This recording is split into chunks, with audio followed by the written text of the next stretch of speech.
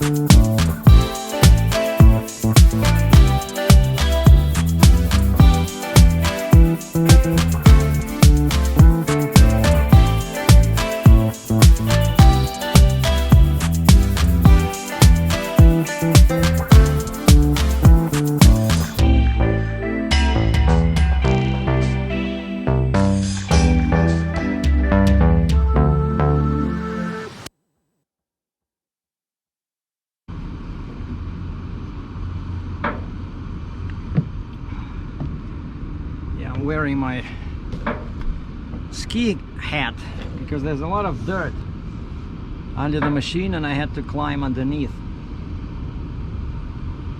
to take off 4 chains. And yesterday when I was, you know, sleeping over there near the border, I noticed that, you know, when I was loading I didn't put any hat on because it was very hot, and then I found out I had lots of dirt in my hair.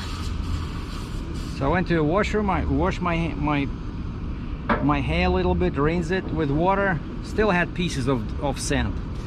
Then I bought a jug of water and gave my head a mini shower. So yeah, you see I came in like that through the gate. It's a bit of an awkward entrance.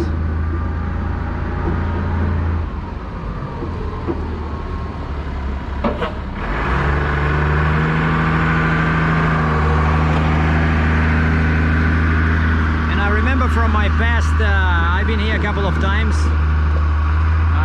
They told me, yeah, we don't want you to unload on this pavement over here because this machine really destroys, you know, asphalt. And so I pulled like this, and I mean, I went back and then just pulled to the side where there's dirt. Right, and in the back there they have some section which is just concrete. And that's where you load. I loaded there when it's a brand new machine. You have to spin around and drop your trailer right where the concrete starts, you know, because they really don't want to, especially those brand new ones, you know, when a customer requires big grousers, especially those, they really don't like you driving on the pavement. Okay, so I took all chains. All he has to do now is lift the attachment, and then I can move away the timber that the attachment sits on. All right, let me go and do my thing.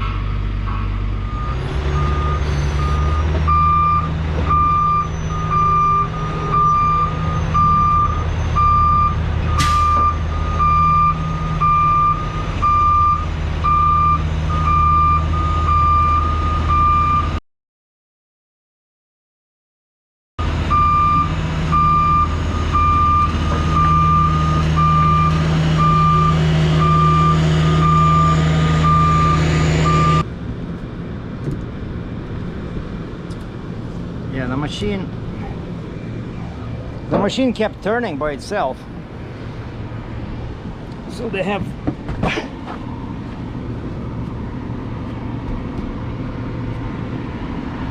they have